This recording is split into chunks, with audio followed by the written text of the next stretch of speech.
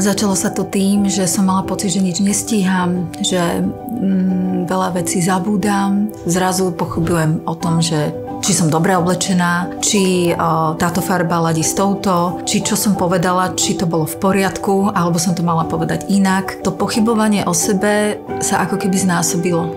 A keď som začala o tom viacej čítať, tak som pochopila, že je to práve preto, že prežívam úplne iné obdobie.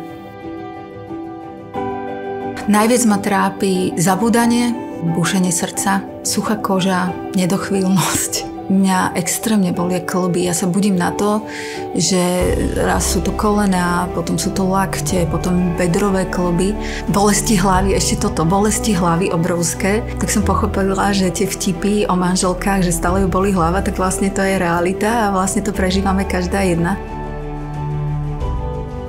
No, to povedomie o tom celom, lebo ja som si naozaj myslela, že mám nevyliečiteľnú chorobu. Niektoré kamarátky, ale pozor, nie úplne všetky, začali o tom rozprávať tiež, že vlastne aj oni majú toto isté, čo ja a vlastne som pochopila, že nie som čudná. A čo mi pomohlo, to je tá edukácia. To je to, že som objavila ten profil Všetko o menopauze. Naozaj musím povedať, že toto bola pre mňa alfa omega, že vlastne som pochopila, že toto je určitá časť v živote ženy.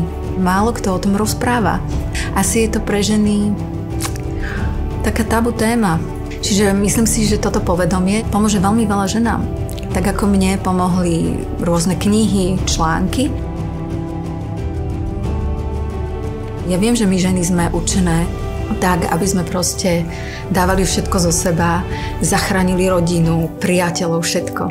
Ale nezabúdajme na seba. To není iba titulok v novinách. Je to veľmi dôležité. Milá Lenka, nezabúdaj na seba. Nebuď na seba prísna. Maj vždy čas pre seba. Neprestaň cvičiť. Stravuj sa tak, ako si sa stravovala dovtedy, lebo možno práve tá strava a to cvičenie ti to trošku zmierni. Stále som to ja.